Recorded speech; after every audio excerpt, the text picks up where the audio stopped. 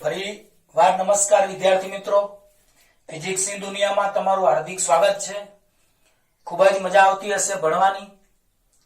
તો પ્રિય વિદ્યાર્થીઓ, આપણે આજે ગયા લેક્ચરમાં જે ત્રીજા લેક્ચરમાં સરેરાશ ઝડપ અને સરેરાશ વેગની વાત કરી હતી, હવે આપણે આજે આગળ વધીએ। પ્રશ્ન નંબર 13, તત્કાલીન, એનું બીજું નામ તાત્ક્ષણિક વેગ। તો તત્કાલીન વેગ સમજાવો।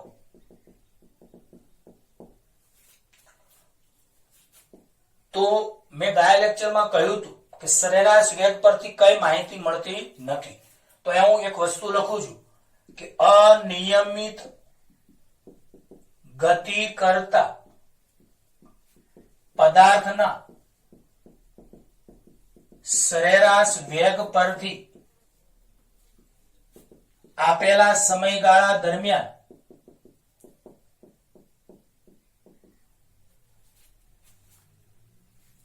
ગતિપથના જુદા જુદા સમયે વેગના મૂલ્ય અને વેગની દિશા, એટલે કે વેગ ધન છે કે વેગ ઋણ છે, તે માહિતી મળતી નથી। યાદ રાખજો, અનિયમિત ગતિ કરતા પદાર્થના, અનિયમિત ગતિ કોને કહેવાય? તો જુદા જુદા સમયે જુદું જુદું સ્થાન કપાય, જુદા જુદા સમયે જુદો જુદો વેગ હોય, એને અનિયમિત ગતિ કહેવાય। તો અનિયમિત ગતિ કરતા પદાર્થના સરેરાશ વેગ પરથી આપેલા સમયગાળા દરમિયાન ગતિપથના જુદા જુદા સમયે વેગના મૂલ્ય અને વેગની દિશા, એટલે કે વેગ ધન છે કે વેગ ઋણ, તે માહિતી મળતી નથી। આ માટે તત્કાલીન વેગ વ્યાખ્યાયિત કરવામાં આવે છે। તમે સરેરાશ વેગનું સૂત્ર, સરેરાશ વેગ બરાબર delta x upon delta T તમે જાણતા હતા। આ સરેરાશ વેગનું સૂત્ર। હવે સમયગાળો નાનો લેતા મળતા વેગને તત્કાલીન વેગ, એટલે કે તાત્ક્ષણિક વેગ કહે છે। સમયગાળો નાનો લેતા વેગ વિશે વધારે ચોક્કસ માહિતી મળે છે। સમયગાળો નાનો લેતા વેગ વિશે વધારે ચોક્કસ માહિતી મળે છે, અને આવા જ વેગને તત્કાલીન વેગ કે તાત્ક્ષણિક વેગ કહે છે। આ તાત્ક્ષણિક વેગ કે તાત્ક્ષણિક વેગને માત્ર વેગ વડે પણ દર્શાવવામાં આવે છે। તો આવા કઈ નથી। ઘણાને આ નામથી એમ લાગે સાહેબ શું હશે આ તત્કાલીન તાત્ક્ષણિક? કશું ગભરાવાની જરૂર નથી। તમારે એક વસ્તુ યાદ રાખવાની છે કે સમયગાળો નાનો લેતા મળતા વેગને તત્કાલીન વેગ અથવા તાત્ક્ષણિક વેગ કહે છે। બસ આટલું તમારે યાદ રાખવાનું છે। અને સમયગાળો નાનો લેતા વેગ વિશે વધારે ચોક્કસ માહિતી મળે છે। મેં ગયા લેક્ચરમાં કીધું હતું કે 5 કલાક તમે કાર ચલાવો અને 5 મિનિટ કાર ચલાવો, એમાં શું ફરક? તો ઘણા કે સાહેબ અમને ખબર છે કે 5 કલાક કાર ચલાવીએ તો વેગ કેટલીય વાર બદલાય, કેટલીય વાર વધે, કેટલીય વાર ઘટે, તો સરેરાશ વેગ લેવો પડે।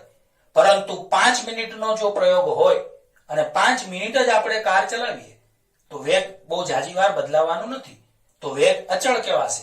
આવા વેગ વિશે, આવા વેગને તત્કાલીન વેગ અથવા તાત્ક્ષણિક વેગ કહેવાય। ઓકે, હવે સમયગાળો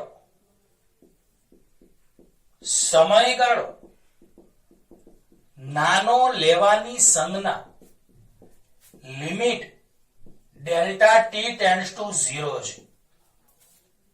સમયગાળો નાનો લેવાની સંજ્ઞા limit delta T tends two, અને આ જે તીર છે એને બોલાય tends to, limit delta T tends to 0 આ સમયગાળો નાનો લેવાની સંજ્ઞા છે। તો હવે યાદ રાખજો, ઉપરનું જે સરેરાશ વેગ છે એને હવે હું લખું છું તત્કાલીન વેગ સ્વરૂપે, એટલે કે તાતક્ષણિક વેગ સ્વરૂપે, એટલે કે ખાલી વેગ સ્વરૂપે. આ સમાનાર્થી નામ છે.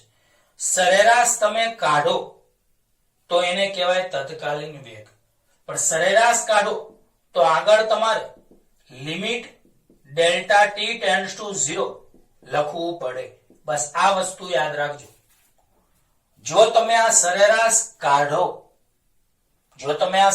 કાઢો, તો તમારે આગળ limit delta T tends to 0 લખવું પડે. ટૂંકમાં આ પ્રયોગ છે તે સમયગાળો મોટો હોય તેના માટેનું સૂત્ર, આપણી ભાષામાં 5 કલાકનો પ્રયોગ હોય તો, અને આ સૂત્ર ક્યારે સમયગાળો નાનો હોય તો, એટલે કે 5 મિનિટનો પ્રયોગ. તો તમને પાક્કી ખબર પડશે કે સરેરાશ વેગ એ તો સમયગાળો મોટો હોય એટલે કે 5 કલાક. એક ઉદાહરણ છે, 5 કલાક દર વખતે ના હોય. આ તો તમને ખબર પડે, સમયગાળો મોટો એટલે 5 કલાક, સમયગાળો નાનો એટલે 5 મિનિટ. એટલે હું આવું તમને કહું છું. અહીંયા 5 સેકન્ડ પણ કહી શકો તો સમયગાળો એકદમ સૂક્ષ્મ થઈ જાય. સેકન્ડ લો તો વધારે આનાથી સારું. તો સમયગાળો મોટો હોય તો સરેરાશ વેગ લેવો પડે, સમયગાળો નાનો હોય તો તત્કાલીન વેગ લેવો પડે. તો બોલો, સમયગાળો નાનો લેવાની સંજ્ઞા છે limit delta T tends to 0. તો તમારા આ સરેરાશ કાઢવું હોય તો આગળ limit delta T tends to 0 લેવું પડે. અને limit delta T tends to 0 તમે કાઢો તો ડેલ્ટાની જગ્યાએ સ્મોલ ડી લખાય. તો આ તમારા માટે આનાથી પણ મસ્ત સમજવા જેવું. ડેલ્ટા અને સ્મોલ ડી માં શું ફરક? તો કેપિટલ ડેલ્ટા મોટો ફેરફાર દર્શાવવા માટે વપરાય. તો ડેલ્ટા સંજ્ઞા ક્યારે વપરાય? મોટો ફેરફાર દર્શાવવા માટેની સંજ્ઞા છે. અને સ્મોલ ડી ક્યારે આવે?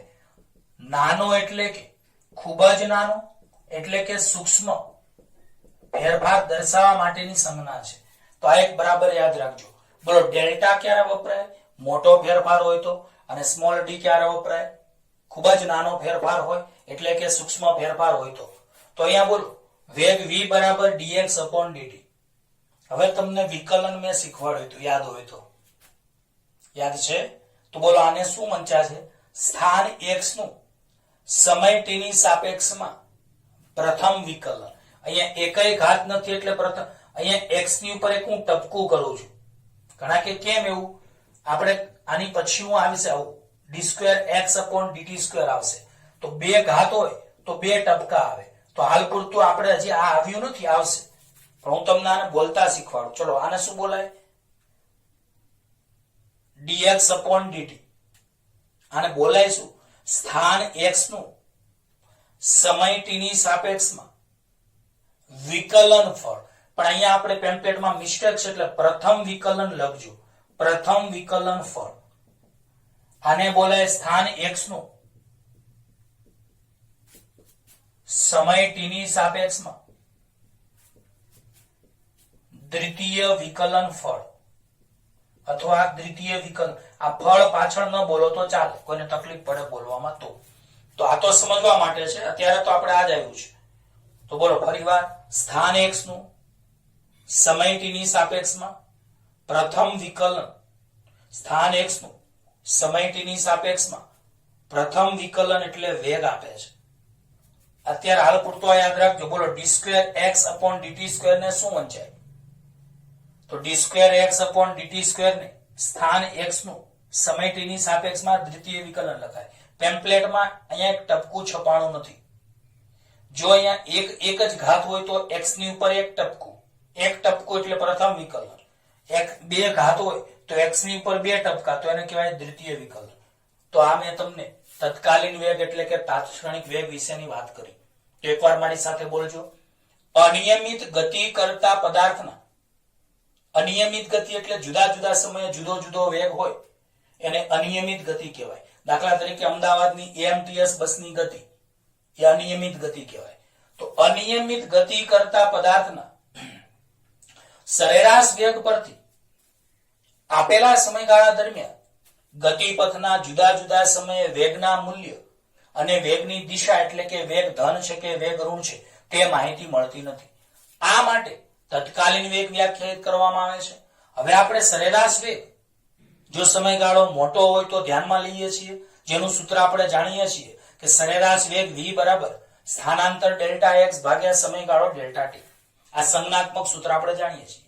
જો સમયગાળો નાનો લેવામાં આવે તો વેગ વિશે વધારે ચોક્કસ માહિતી મળે અને આવા સમયગાળા નાના લેતા મળતા વેગને તાત્ક્ષણિક વેગ અથવા તત્કાલીન વેગ અથવા ખાલી વેગ કહે છે. આમ સમયગાળો નાનો લઈએ તો આ સરેરાશ કાઢવું હોય તો તમારે આગળ limit delta T tends to 0 લગાડવું પડે. શું કાઢવું હોય તો આ સરેરાશની નિશાની કાઢવી હોય તો તમારે અહીંયા લિમિટ લખવું પડે. તો આ જરા યાદ રાખજો કે સરેરાશ કાઢીએ તો આની આગળ limit delta T tends to 0 લાગે. તો બોલો સરેરાશ કાઢીએ તો આની આગળ શું લાગે? Limit delta T tends to 0.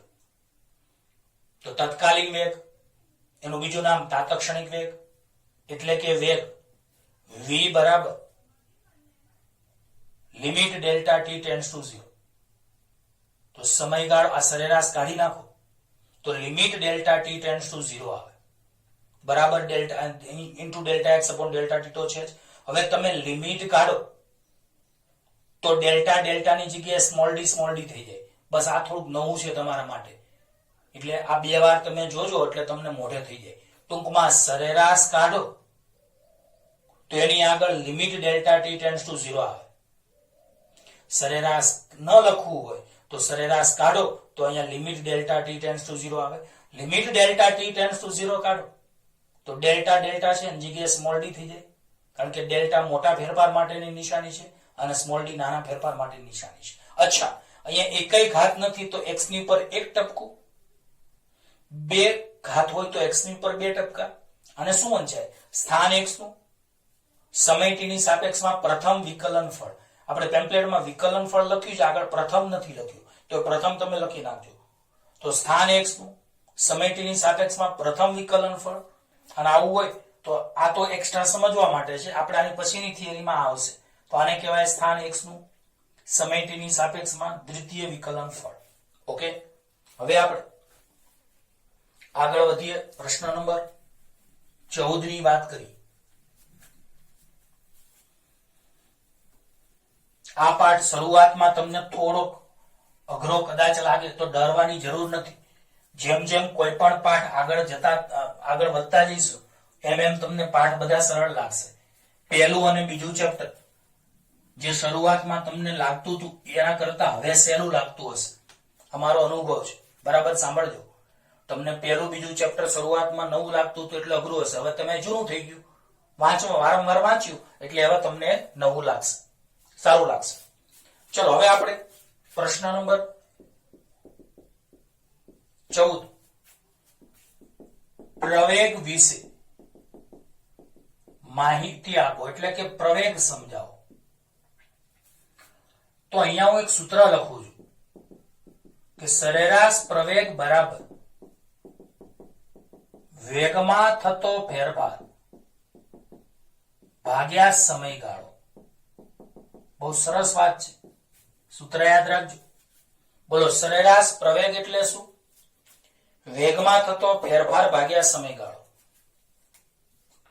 તો પ્રવેગની વ્યાખ્યા તમે આ રીતે આપી શકો છો કે એકમ સમયગાળામાં અથવા એકમ સમયમાં કણના વેગમાં થતા ફેરફારને પ્રવેગ અથવા સરેરાશ પ્રવેગ કહે છે. બરાબર યાદ રાખજો. એકમ સમયમાં કણના વેગમાં થતા ફેરફારને પ્રવેગ કહે છે. શું બોલો? તો એકમ સમયમાં કણના વેગમાં થતા ફેરફારને પ્રવેગ કહે છે. બીજી રીતે બોલવું હોય તો સરેરાશ પ્રવેગ એટલે શું? તો વેગમાં થતો ફેરફાર અને સમયગાળાનો ગુણોત્તર. સાદી ભાષામાં આપેલા સમયગાળા દરમિયાન કણના વેગમાં થતા ફેરફાર અને સમયગાળાનો ભાગાકાર એટલે કે ગુણોત્તરને સરેરાશ પ્રવેગ કહે છે. આપેલા સમયગાળા દરમિયાન વેગમાં થતો ફેરફાર અને સમયગાળાના ગુણોત્તરને સરેરાશ પ્રવેગ કહે છે. ચલો, ધારો કે ગતિ કરતા પદાર્થનો કોઈ t1 સમયે વેગ v1 છે અને કોઈ t2 સમયે વેગ v2 છે. આવું આપણે ધારીએ. શું બોલો તો ધારો કે ગતિ કરતા પદાર્થનો કોઈ t1 સમયે વેગ v1 અને t2 સમયે વેગ v2 છે. ફરીવાર, ધારો કે ગતિ કરતા પદાર્થનો t1 સમયે વેગ v1 અને t2 સમયે વેગ v2 છે. માટે સરેરાશ પ્રવેગ, તો સરેરાશની સંજ્ઞા આવી છે અથવા આવી પણ તમે દર્શાવી શકો છો.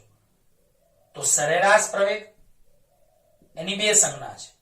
ચલો, હવે સમયગાળો એટલે અંતિમ સમય માઇનસ પ્રારંભિક સમય.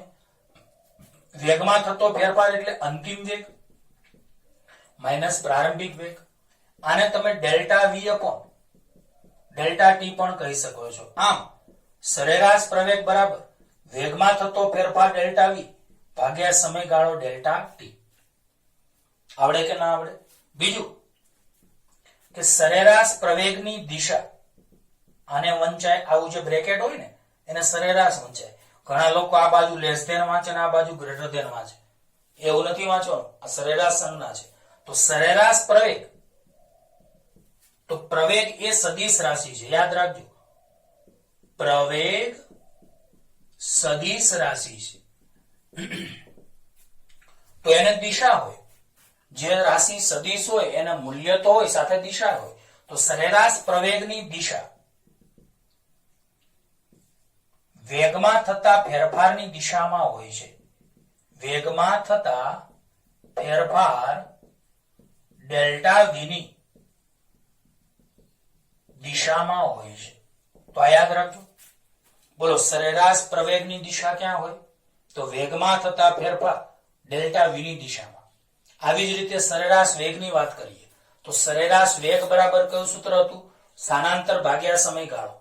તો કોઈ તમને પૂછે સરેરાશ વેગની દિશા ક્યાં હોય, તો સરેરાશ વેગની દિશા એ સ્થાનાંતરની દિશામાં હોય છે. બોલો, સરેરાશ વેગ બરાબર કયું સૂત્ર હતું? સ્થાનાંતર ભાગ્યા સમયગાળો.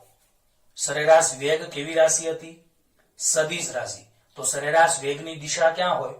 સ્થાનાંતરની દિશામાં. એમ સરેરાશ પ્રવેગ છે એ પણ સદિશ રાશિ છે. તો સરેરાશ પ્રવેગની દિશા વેગમાં થતા ફેરફાર એટલે કે ડેલ્ટા વી ની દિશામાં હોય છે. બોલો, સરેરાશ પ્રવેગની દિશા ક્યાં હોય છે? વેગમાં થતા ફેરફારની દિશામાં હોય છે. હવે અહીંયા પણ એક વાત છે કે સરેરાશ પ્રવેગ પરથી ગતિપથની જુદી જુદી ક્ષણે વેગ કેવી રીતે બદલાય છે તે માહિતી મળતી નથી. યાદ રાખજો, સરેરાશ પ્રવેગ પરથી. કારણ કે સરેરાશ શબ્દ ક્યારે આવે? સમયગાળો મોટો હોય તો. અને મોટો સમયગાળો હોય તો એમાં તો આપણે સરેરાશ લઈએ છીએ એટલે વચ્ચેની કઈ ખબર પડે નહીં. તો સરેરાશ પ્રવેગ પરથી ગતિપથની જુદી જુદી ક્ષણે વેગ કેવી રીતે બદલાય છે તે માહિતી મળતી નથી. માટે તત્કાલીન પ્રવેગ, જેને આપણે તાતક્ષણિક પ્રવેગ કહીશું, તાતક્ષણિક પ્રવેગ વ્યાખ્યાયિત કરવામાં આવે છે. બીજું, પ્રવેગનો એકમ શું આવે? તો અહીંયા વેગનો એકમ મીટર પ્રતિ સેકન્ડ, સમયનો એકમ સેકન્ડ એટલે મીટર પ્રતિ સેકન્ડ સ્ક્વેર. આ પ્રવેગનો એકમ આવે. તો બધાને આવડે છે કે પ્રવેગનો એકમ મીટર પ્રતિ સેકન્ડ સ્ક્વેર લેવામાં આવે છે, જેને ચોપડીની ભાષામાં મીટર સેકન્ડ -2 લખાય છે. ઓકે, હવે આપણે સમયગાળો નાનો લેતા મળતા પ્રવેગને સમયગાળો નાનો એટલે કે અતિ સૂક્ષ્મ લેતા મળતા પ્રવેગને તત્કાલીન પ્રવેગ અથવા તાતક્ષણિક પ્રવેગ અથવા ખાલી પ્રવેગ કહે છે. ચલો આપણી પાસે સૂત્ર શું હતું? તો સરેરાશ પ્રવેગનું સૂત્ર આવું હતું.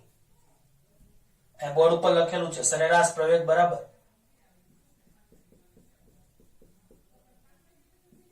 Delta V upon delta T.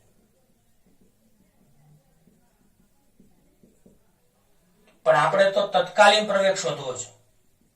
તો તત્કાલીન પ્રવેગ શોધવા માટે આ સરેરાશ કાઢવું પડે, એટલે એ આવે. અહીંયા સરેરાશ કાઢો તો હમણાં જ મેં તમને કીધું હતું કે limit delta T tends to 0 ની સંજ્ઞા આવે, કારણ કે આ સમયગાળો નાનો લેવાની સંજ્ઞા છે. તો આ બરાબર યાદ રાખવું. હવે તો આવડી ગયું હશે. સરેરાશ પ્રવેગ બરાબર delta V upon delta T. પણ જો આપણે તત્કાલીન પ્રવેગનું સૂત્ર મેળવવું હોય, તત્કાલીન પ્રવેગનું સૂત્ર આપણે મેળવવું હોય તો આ સરેરાશ તમારે કાઢવું પડે. તો આ સરેરાશ તમે કાઢો તો અહીંયા એ આવે, પણ સરેરાશ કાઢો તો અહીંયા limit delta T tends to 0 લખાય. તો limit delta T tends to 0 delta V upon delta T. બોલો અહીંયા લિમિટ કાઢો તો ડેલ્ટા નું શું થઈ જાય? સ્મોલ ડી થઈ જાય. તો અહીંયા ડીવી અપોન ડીટી આવી ગયું. તો અહીંયા વી ની ઉપર એક ટપકું લખાય અને આને બોલાય વેગનું સમય ટી ની સાપેક્ષમાં પ્રથમ વિકલન. બોલાને શું બોલાય?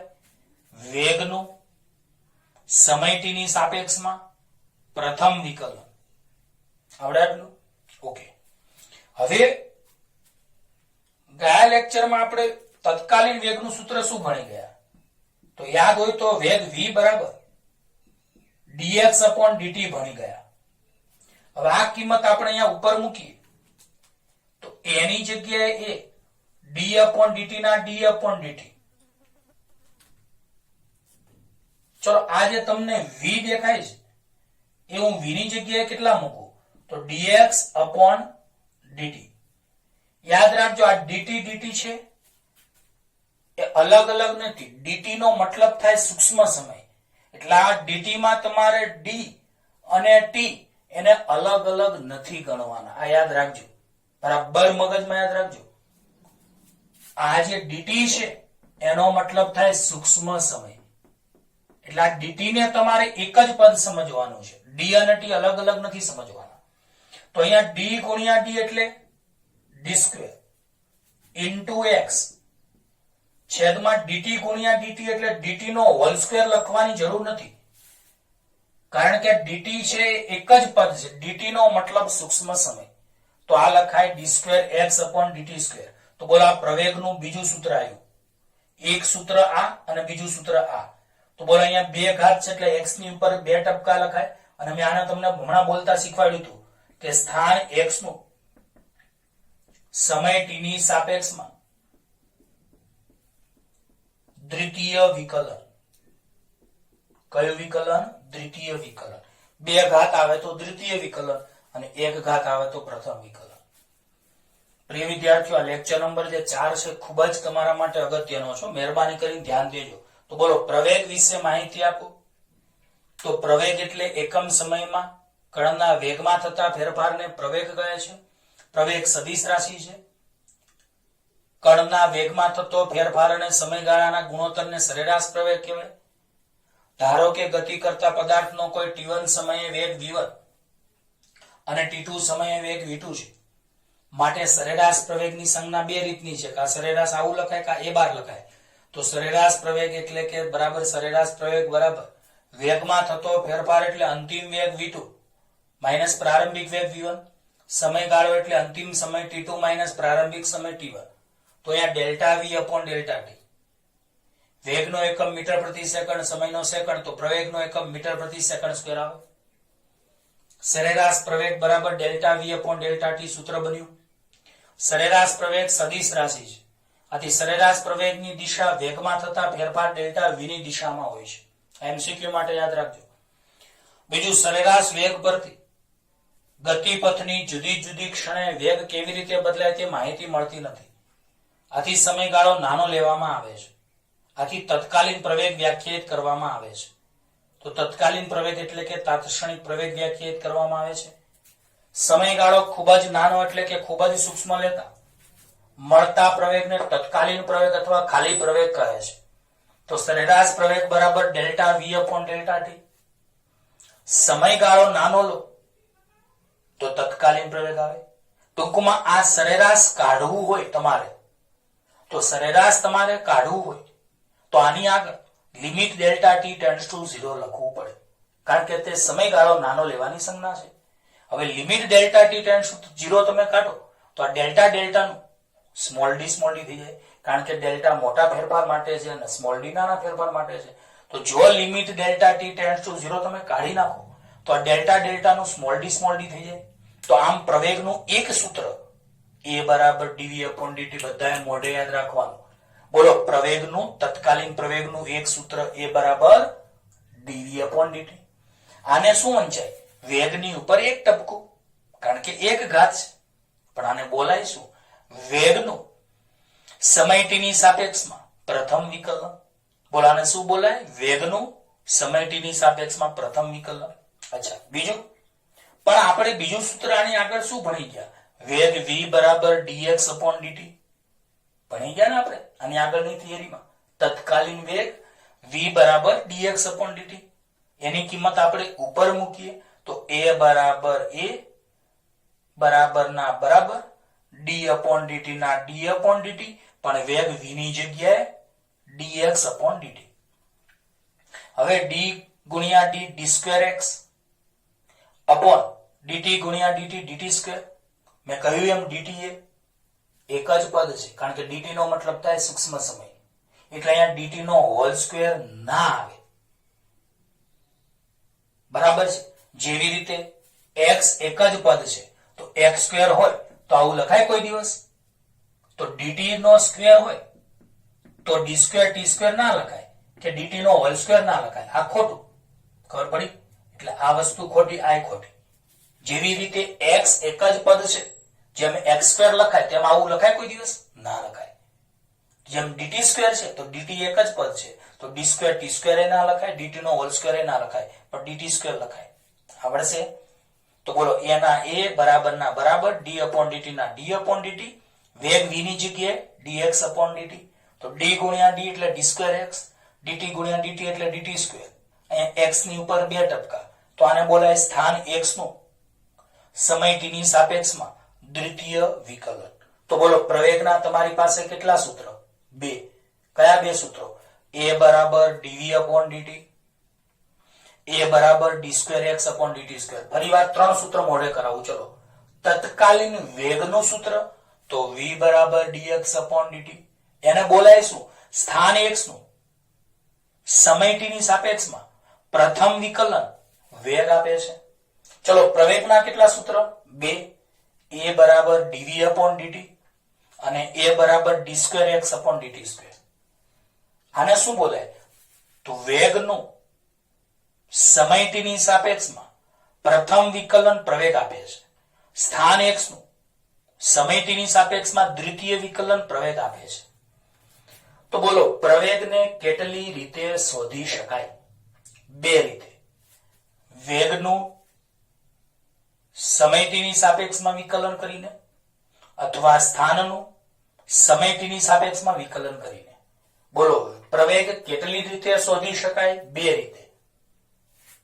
વેગનું સમય t ની સાપેક્ષમાં પ્રથમ વિકલન કરીને અને સ્થાન x નું સમય t ની સાપેક્ષમાં દ્વિતીય વિકલન કરીને. હવે ત્રણ MCQ આમાંથી વારંવાર પૂછાય છે. કયા ત્રણ MCQ? તો સ્થાન x નું સમય t ની સાપેક્ષમાં પ્રથમ વિકલન શું આપે છે? વેગ આપે છે. કયો MCQ? પહેલો MCQ, સ્થાન x નું સમય t ની સાપેક્ષમાં પ્રથમ વિકલન શું આપે છે? વેગ આપે છે. આવી જ રીતે બીજો MCQ, વેગ v નું સમય t ની સાપેક્ષમાં પ્રથમ વિકલન શું આપે છે? પ્રવેગ આપે છે. કયો બીજો MCQ? વેગ v નું સમય t ની સાપેક્ષમાં પ્રથમ વિકલન પ્રવેગ આપે છે. ત્રીજો MCQ ખબર પડી જ ગઈ હશે, સ્થાન x નું સમય t ની સાપેક્ષમાં દ્વિતીય વિકલન પ્રવેગ આપે છે. ખબર પડી? સ્થાન x નું સમય t ની સાપેક્ષમાં દ્વિતીય વિકલન એ પ્રવેગ આપે છે. હવે થોડીક એક્સ્ટ્રા પ્રવેગ વિશેની માહિતી.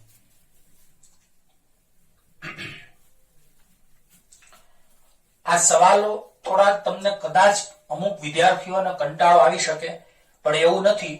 આ થિયરીઓ છે, થિયરીમાં થોડી તમને કંટાળાજનક લાગવાની સ્થિતિ, કારણ કે થિયરી આવડે તો જ તમને દાખલા ને એમસીક્યુ આવડે. ફિઝિક્સ નો પાયો એ થિયરી છે. હવે આ થિયરીમાં થોડા અન્ય મુદ્દાઓની વાત કરીએ. દાખલા તરીકે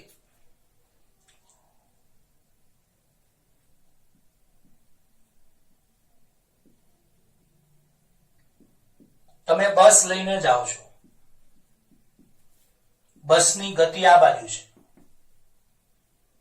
કે ના? તો બોલો, વેગ પણ આ બાજુ હોય અને પ્રવેગ પણ આ બાજુ હોય, બરાબર છે? ઓકે. તો બોલો, જો વેગ અને પ્રવેગ એક જ દિશામાં હોય, આનો મતલબ જો વેગ અને પ્રવેગ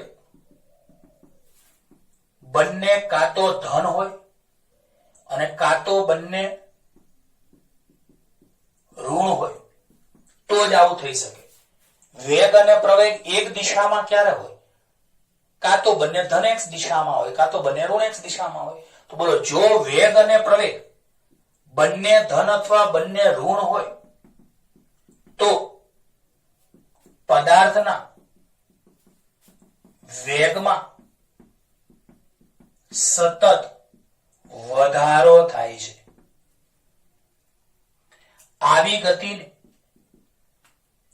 પ્રવેગિત ગતિ કહેવાય છે. તો આ એક મુદ્દો બરાબર યાદ રાખજો. કયો મુદ્દો યાદ રાખવાનો છે? આ જ થિયરીમાં કે તમે બસની ગતિ ધન x દિશામાં કરાવો છો અને વેગ અને પ્રવેગ એક જ દિશામાં છે, એનો સીધો મતલબ તમે એક્સિલેટર આપો છો. એક્સિલેટરમાં ખબર પડે, એક્સિલેટર આપો એટલે શું થાય? વેગ અને પ્રવેગ એક જ દિશામાં હોય. હવે એક્સિલેટર બંધ કરો તો પ્રવેગ ઊંધી દિશામાં થઈ જાય. તો યાદ રાખજો કે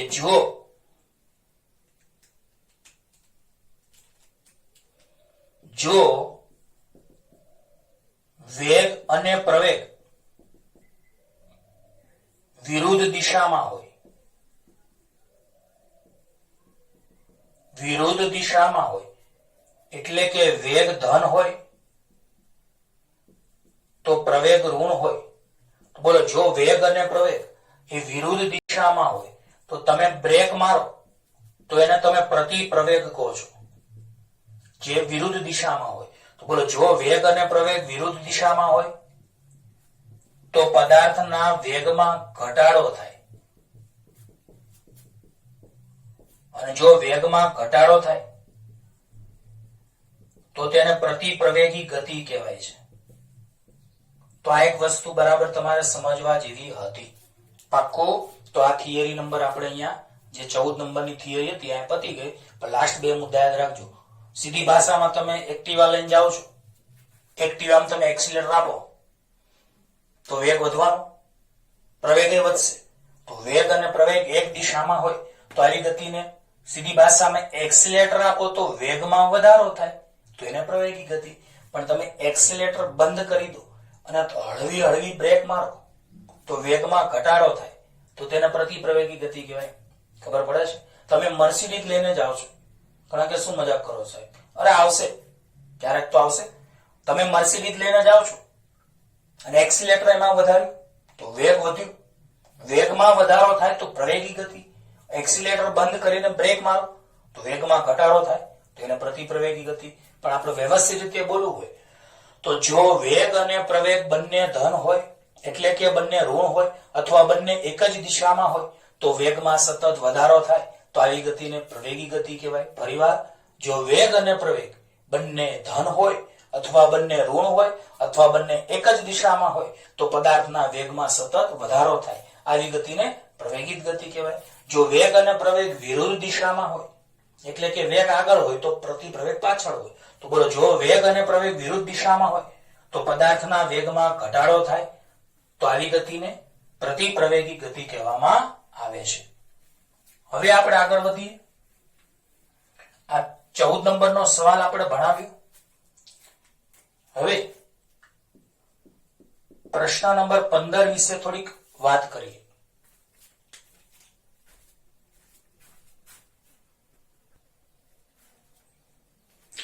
ચલો બીજા બે નાના નાના સવાલો ભણીએ. પ્રશ્ન નંબર 15.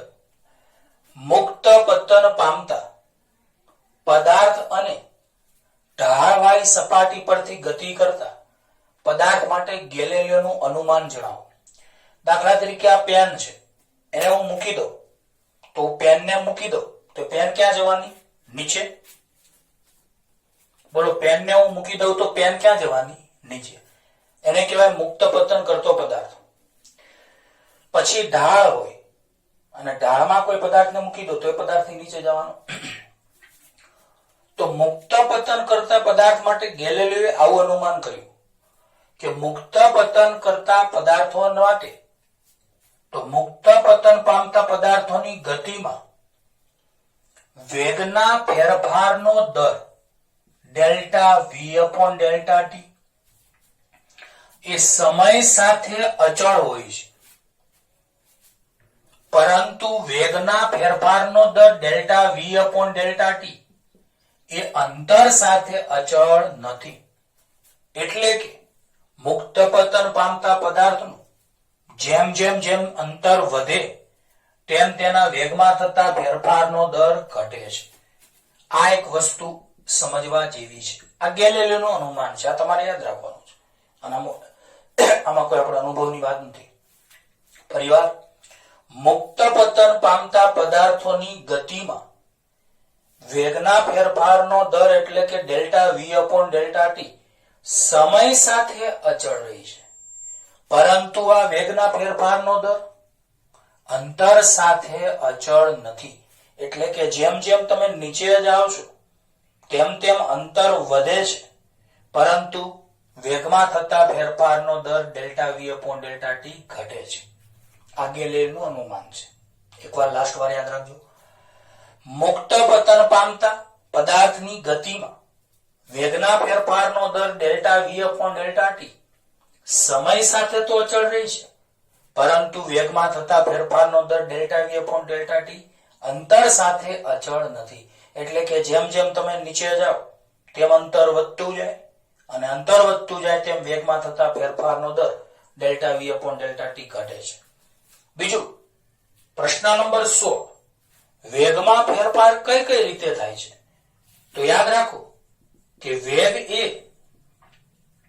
સદિશ રાશિ છે, અને સદિશ હોય તેને મૂલ્ય અને દિશા બંને હોય. તો વેગ એ સદિશ રાશિ છે, આથી વેગને મૂલ્ય હોય અને વેગને દિશા હોય. તો વેગમાં 3 રીતે ફેરફાર થઈ શકે છે. એક તો વેગના માત્ર મૂલ્યમાં ફેરફાર થાય, બીજું વેગની માત્ર દિશામાં ફેરફાર થાય, અને ત્રીજું વેગના મૂલ્ય અને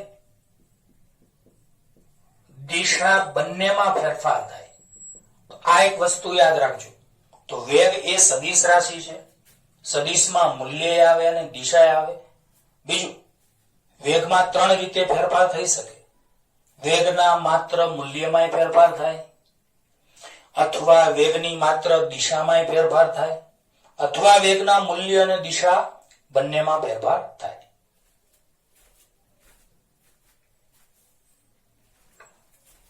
હવે આપણે એક લાસ્ટ સવાલ પ્રશ્ન નંબર 17 ની ચર્ચા કરીશું.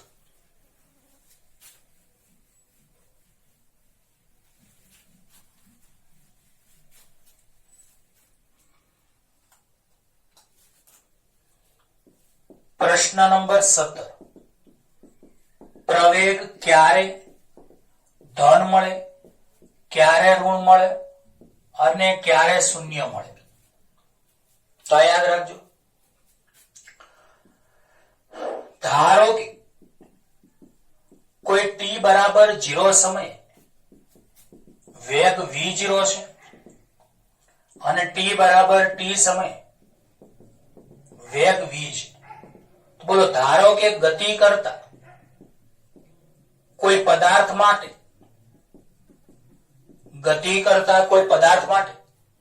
t બરાબર 0 સમયે વેગ v0 છે અને t બરાબર t સમયે વેગ v છે. તો આને કહેવાય પ્રારંભિક વેગ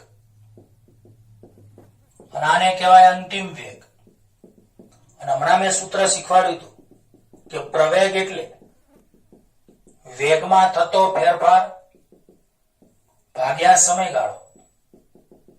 તો પ્રવેગની સંજ્ઞા એ, વેગમાં થતો ફેરફાર એટલે અંતિમ વેગ v માઇનસ પ્રારંભિક વેગ v0 છેદમાં સમયગાળો એટલે અંતિમ સમય t માઇનસ પ્રારંભિક સમય 0. આમ a બરાબર અંતિમ વેગ માઇનસ પ્રારંભિક વેગ અપોન સમયગાળો.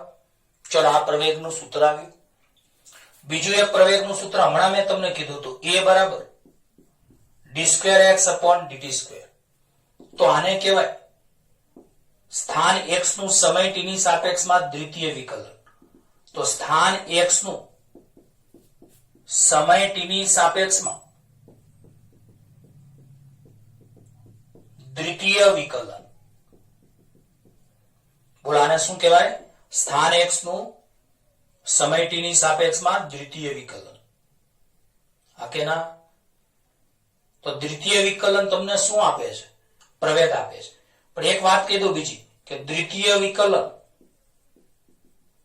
એને વક્રતા પણ કહી શકાય. તો દ્વિતીય વિકલન એટલે કે વક્રતા. હવે થોડુંક તમે યાદ રાખજો, પેમ્પલે અહીંયા મિસ્ટેક છે. x વિરુદ્ધ t ના આલેખો એની જગ્યાએ a વિરુદ્ધ t ના આલેખો પેમ્પલેટમાં લખાણું છે, એટલે એની જગ્યાએ ચેકિંગ x કરી નાખજો. x વિરુદ્ધ t ના 3 આલેખ દોરું છું.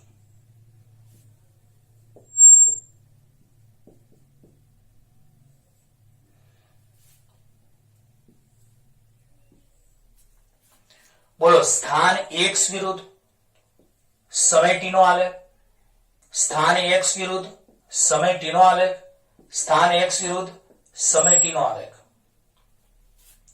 તો સ્થાન x વિરુદ્ધ સમય t નો આલેખ આ કેવો છે? તો વક્રાકાર છે. આ પણ વક્રાકાર છે, આ વક્રાકાર નથી. તો આમાં તમે એવું કહી શકો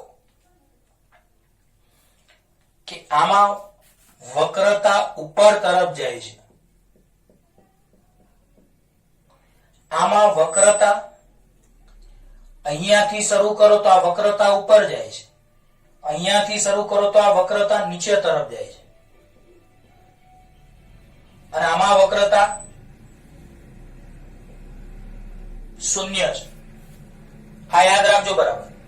બોલો, આમાં વક્રતા આમથી આમ કરીને વક્રતા ઉપર જાય છે, આમાં વક્રતા નીચે જાય છે, અને આમાં વક્રતા શૂન્ય છે. જો વક્રતા ઉપર તરફ જાય તો પ્રવેગ ધન એટલે કે a ગ્રેટર ધેન 0. જો વક્રતા નીચે જાય તો પ્રવેગ ઋણ એટલે કે a લેસ ધેન 0. અને જો વક્રતા શૂન્ય તો પ્રવેગ શૂન્ય. પણ યાદ રાખજો, અહીંયા પેમ્પલેટમાં મિસ્ટેક છે. પ્રવેગ a વિરુદ્ધ t ના આલેખ નહીં, સ્થાન x વિરુદ્ધ t ના આલેખ. એટલે અહીંયા તમારે પ્રવેગ a વિરુદ્ધ t ના આલેખ આપ્યું હોય ને, ત્યાં તમારે સ્થાન x વિરુદ્ધ x લખી નાખવાનું, એની જગ્યાએ x. તો યાદ રાખજો કે a બરાબર d2x અપોન dt2. એટલે કે સ્થાન x નું સમય t ની સાપેક્ષમાં દ્વિતીય વિકલન, અને દ્વિતીય વિકલન એ વક્રતા આપે છે, અને વક્રતા એટલે પ્રવેગ. તો દ્વિતીય વિકલન એટલે પ્રવેગ, અને દ્વિતીય વિકલનનું બીજું નામ વક્રતા. તો દ્વિતીય વિકલન એટલે કે વક્રતા, વક્રતા એટલે કે પ્રવેગ આપે છે. આ જરા યાદ રાખજો. x વિરુદ્ધ t નો આલેખ, એમાં આ જે વક્રતા વળેલું હોય એને વક્રતા કહેવાય. તો આ વક્રતા ઉપર તરફ જાય છે, તો વક્રતા ઉપર તરફ તો પ્રવેગ ધન એટલે કે a ગ્રેટર ધેન 0. વક્રતા નીચે તરફ તો પ્રવેગ ઋણ એટલે કે a લેસ ધેન 0. અને આમાં વક્રતા ક્યાંય છે જ નહીં. આ આલેખ સુરેખ છે, સીધો છે, આમાં ક્યાંય વળેલું જ નથી. તો વક્રતા શૂન્ય તો પ્રવેગ શૂન્ય. તો બોલો વક્રતા ઉપર તરફ તો પ્રવેગ ધન એટલે કે a ગ્રેટર ધેન 0, ધનને ગ્રેટર ધેન 0 કહેવાય. વક્રતા નીચે તરફ તો પ્રવેગ ઋણ એટલે કે a લેસ ધેન 0, અને આ સુરેખ એટલે કે વક્રતા છે જ નહીં આમાં, તો વક્રતા શૂન્ય તો પ્રવેગ શૂન્ય. તો પ્રિય વિદ્યાર્થીઓ, શાંતિથી આ લેક્ચરનું પણ તમે 2-3 વાર રિવિઝન કરજો. કોઈ પણ ડિફિકલ્ટીઝ હોય તો તમે ફોન કરીને અથવા વોટ્સઅપ કરીને પૂછી શકો છો. ઓકે, આ lecture number 4, lecture number 3, lecture number 2, આ પાઠના થિયરીના બધા લેક્ચરો અગત્યના છે. ઓકે, બધા જ પાકા મોઢે કરશો એટલે તમને આવડી જશે. ઓકે, ધન્યવાદ.